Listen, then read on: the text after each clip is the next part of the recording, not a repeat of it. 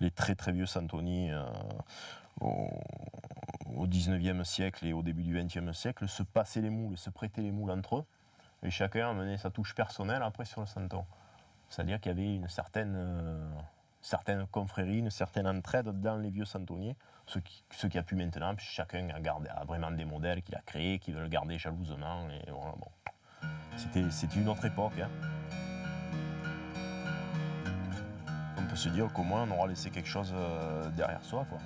Voilà, c'est tout, c'est important. L'essentiel, c'est de laisser, je pense, une trace de sa présence sur Terre. Je pense que c'est le plus important. C'est pas de gagner de l'argent dans la vie, c'est rien, ça.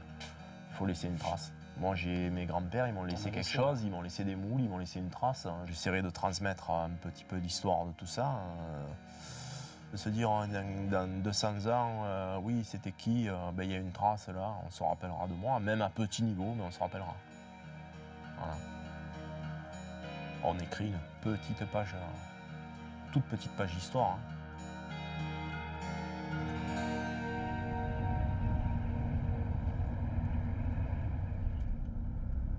Salon de Provence, résidence d'été des rois de France.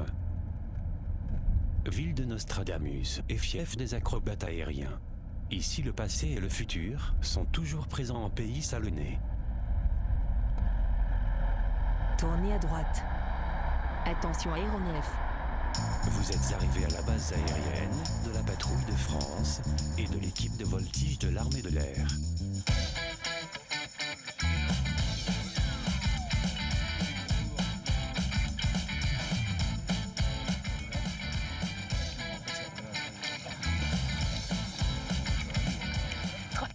Et donc là, ils font le...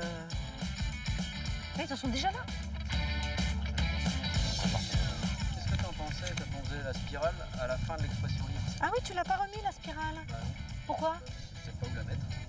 Oh, c'est dommage. Ils jouent aux avions. On dirait un jeu, mais c'est Oui, c'est super vachement important de important. d'être dans l'action. Visualiser, oui. Alors dis-moi Kitsu, quel est ton rôle exactement ici? Tu es pilote d'avion? Moi, je suis chorégraphe. Mais bon, je suis une chorégraphe un peu particulière puisque je chorégraphie en apesanteur. Donc, j'ai un peu l'habitude des corps qui se déplacent dans toutes les directions de l'espace.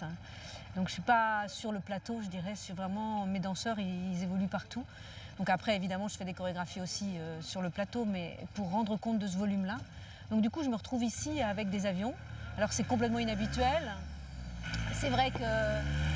Il faut que j'apprenne à comprendre les figures, ça c'est exactement ce qui se passe avec eux, puisque eux ils travaillent à partir de leurs figures, donc moi j'apprends leurs figures, et à partir de là, j'essaye d'avoir une vision globale. J'ai la vision globale du ciel, puisque moi je suis en bas, je représente un peu le regard du spectateur, et je prends le ciel comme un plateau, donc un plateau de 1 km de carré, quoi, enfin de cube même, et du coup j'organise ce plateau, donc j'organise ce plateau en fonction de ce qu'ils font, et donc j'essaye de trouver des différentes entrées, un peu comme on ferait sur un plateau de danse. Mon rôle à moi, c'est de faire sentir que ces avions, c'est la prolongation des corps des pilotes et que c'est un peu comme des humains, c'est de les rendre le plus possible humains au regard du spectateur. Donc de travailler sur la rythmique, sur justement des coupures de rythme, une sorte de dramaturgie, entre guillemets, de cette matière-là. Alors comment ça fait de travailler avec une chorégraphe? Ça se passe très bien, elle nous donne vraiment son avis, on va dire, purement esthétique. Alors bien sûr, après, nous, on greffe dessus tout ce qui est technique, pilotage pur. Hein, il y a des choses qu'on ne peut pas tout faire non plus. L'avion, il y a une certaine motorisation. Il faut des fois, on reprenne de l'énergie pour remonter, notamment. Voilà. Donc on essaye de faire en fonction de ces critères esthétiques et de nos critères techniques, bien sûr le tout en toute sécurité, pour trouver un accord, on va dire, ensemble. On part de leurs propositions et à ce moment-là, il y a cette vision globale où là, moi, je réinterviens progressivement. Mais je les laisse un peu à chaque fois proposer parce que c'est finalement eux quand même qui s'y collent là-haut, quoi. Et ça, c'est fondamental. Et après, au débriefing, on dit, par exemple, mon regard, il est vachement écouté. C'est-à-dire, si moi je dis ça marche pas, ça marche pas.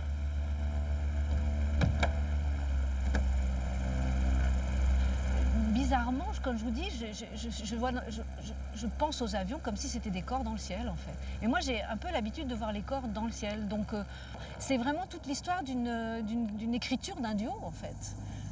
Mais en volume, bien sûr. Et sans contact, et sans corps à corps.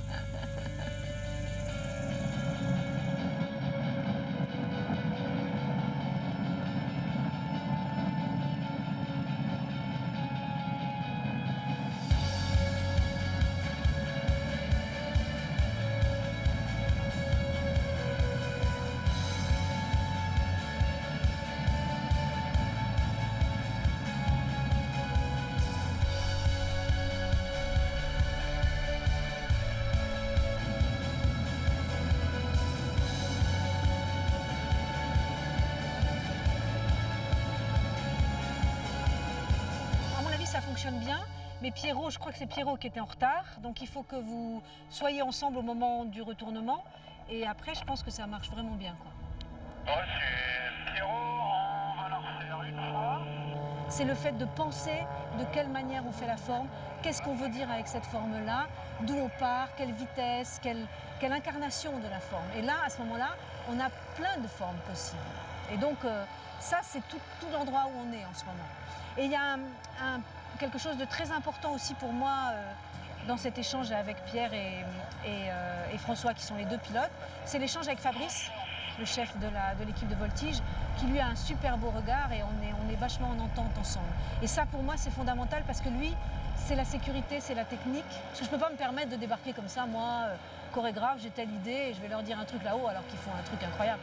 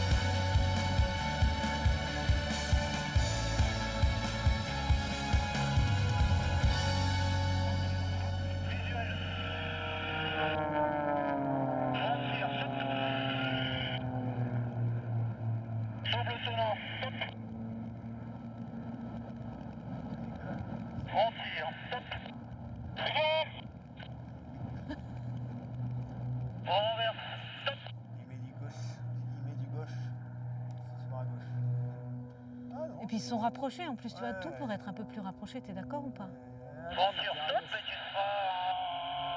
Non, ça marche ça. Ah bah voilà. Là c'est Zoul. Le 3 quarts, stop. Visuel, on tire, stop.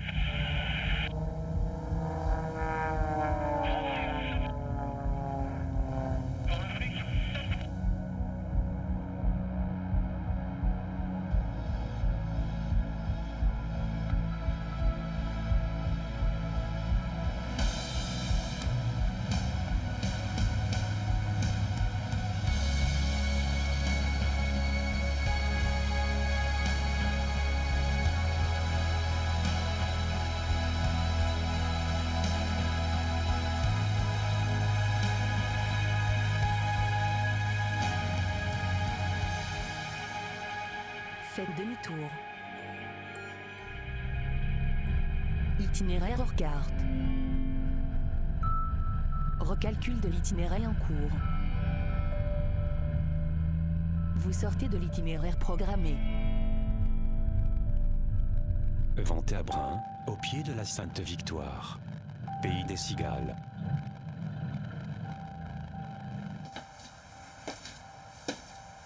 Bienvenue dans mon univers, c'est ici que je me retrouve souvent pour étudier un petit peu tous les insectes que je reçois un petit peu du monde entier. Alors je suis dans les cigales en ce moment, donc là je te présente la plus grosse cigale du monde, hein, qui peut atteindre jusqu'à 19 cm, celle-là elle fait 16 environ, c'est la Pomponia imperatoria. On trouve où? Et on la trouve en Malaisie, dans toute l'Asie du Sud-Est, aussi en Thaïlande. C'est une cigale qui a la particularité d'avoir une vie souterraine très très longue, puisqu'elle dure environ 12 années sous terre. Et comment t'es venue cette passion de la cigale, qui est un vrai symbole en Provence? D'abord parce que quand je suis arrivé ici, dans la région, je me suis rendu compte que, d'abord, moi j'avais lu Jean-Henri Fabre, comme j'ai lu Tintin qui m'a donné l'envie de voyager, j'ai lu Jean-Henri Fabre en ce qui concerne l'entomologie, ça a été un véritable choc. Et puis je me suis rendu compte que dans la région, il y avait un grand nombre d'espèces différentes. Et non pas une espèce comme tout le monde se l'imagine. Est-ce que tu peux me montrer là quelques cigales de la région ici? Alors en cigales de la région, je les ai ici, là. Voilà. Sachant que autour de Sainte-Victoire, on va trouver environ 8 à 9 espèces différentes. Bon, t'as une sacrée collection là quand même quand je regarde. C'est combien d'années de ta vie là? Ouais, c'est un petit peu toute ma vie, mais j'ai beaucoup d'espèces, d'espèces aussi tropicales, puisque les cigales aussi du monde entier m'intéressent. Alors ici, on a la plus grosse cigale, la cigale lyre. Là, on peut voir la fameuse cigale pygmée, les toutes petites cigales, la plus petite cigale d'Europe, avec quelques espèces ici intéressantes. Et toutes ces cigales-là, c'est des cigales qu'on trouve chez nous? Voilà, des cigales qu'on trouve en Provence. Qu'est-ce qui t'a fasciné dans le monde de la cigale? Parce que je vis en Provence et que la Provence, c'est le berceau des cigales, quelque part. Ce serait bien que la Provence reconnaisse aussi que il n'y a pas une région au monde qui a ce pouvoir de revendication que la Provence peut avoir aujourd'hui par rapport à ce petit insecte.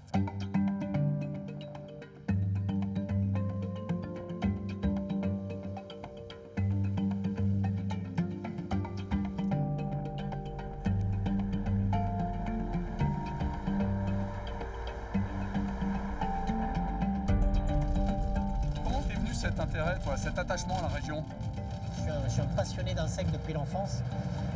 Et je venais d'une région qui était un petit peu plus froide, où il n'y avait pas tellement d'insectes. Quand je suis arrivé ici, j'ai halluciné. Je voyais des insectes de partout, des papillons de partout. J'ai passé mon enfance dans la nature à courir après les bestioles, à les étudier, à apprendre à les connaître. Gérard, c'est quoi? C'est l'itinéraire bis là? Oui, alors là, c'est vraiment, je vous emmène dans le milieu des cigales, c'est-à-dire cette petite forêt là de garrigues avec des chênes verts. Vous avez des chênes verts, il y a des cystes. Il y a énormément de plantes qui sont souvent des plantes sur lesquelles certaines cigales viennent symboliser, notamment les cystes, en ce qui concerne la cigale du garrigue. Et c'est un chant nuptial en fin de compte. On sait que c'est un chant amoureux qui émet une vibration sonore tellement puissante que la femelle est irrésistiblement attirée par cette aubade. Et en entendant le mâle, souvent se postant juste à côté, parce que j'observe aussi beaucoup les insectes, on attend un petit peu, on va voir la femelle arriver, se positionner et avancer tout doucement pour la reproduction. Il faut savoir qu'ici on est vraiment dans un site approprié. Ouais. Et si tu étais venu par exemple, il faut venir à partir du mois de juin, Ouais. vers le 15 juin, on va voir ici apparaître les premières cigales un peu inféodées à la garrigue comme la cigale du garrigue. Et cette cigale elle vit sur les cystes qui sont tout autour de moi, et si tu es là en été, tu vas entendre ça.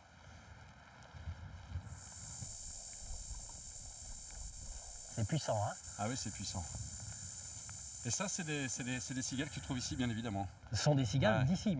On les rencontre dans pas mal de régions ici du sud de la France aussi. Sinon, de temps en temps, on va entendre celle-ci, qui est une des cigales les plus connues. Je te fais écouter Vas-y. sa symbalisation. Vas-y.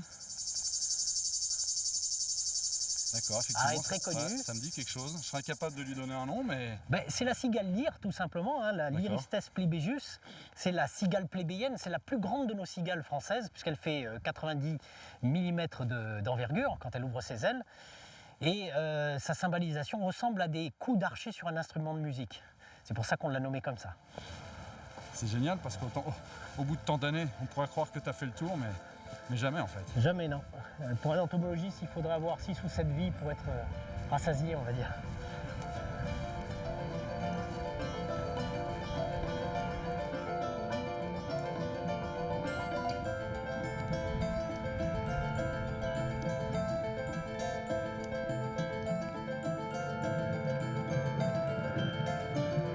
Perché sur un éperon rocheux qui domine la vallée de la Durance, le château de Loris offre ses terrasses à un jardin unique en Europe. À la découverte des secrets des pigments naturels.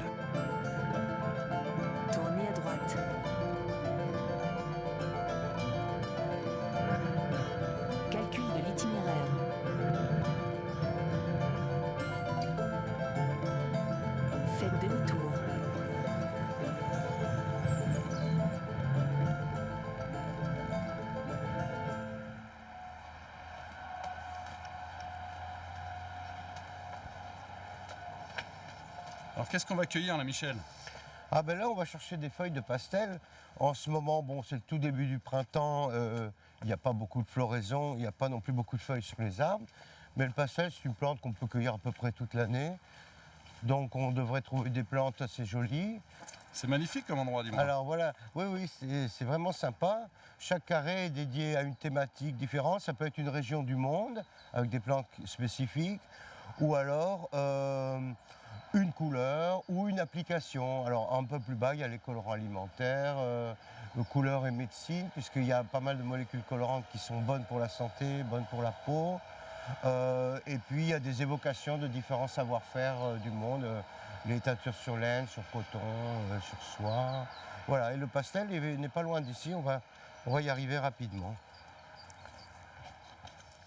Voilà, alors voilà le pastel. Il a tendance à monter un petit peu en fleurs, hein, il ne va pas tarder à fleurir, mais même dans cet état, il nous donnera quand même des couleurs intéressantes. Parce que comment tu obtiens ce bleu justement? Avec la fleur ou la feuille, la racine? C'est la feuille, c'est la feuille. C'est la feuille, Alors, d'accord. ce qui est très intéressant avec la couleur végétale, c'est que justement, on ne travaille pas sur des matériaux colorés. Hein, on pourrait penser d'emblée que par exemple, on va plutôt ramasser des fleurs bleues, des fleurs rouges, mais pas du tout. C'est en amont de la manifestation colorée, dans le secret des sèves, que se trouve le mystère des couleurs stables. Et en fait, là, on va prendre la sève de la plante. On va d'abord extraire la sève en faisant une simple tisane.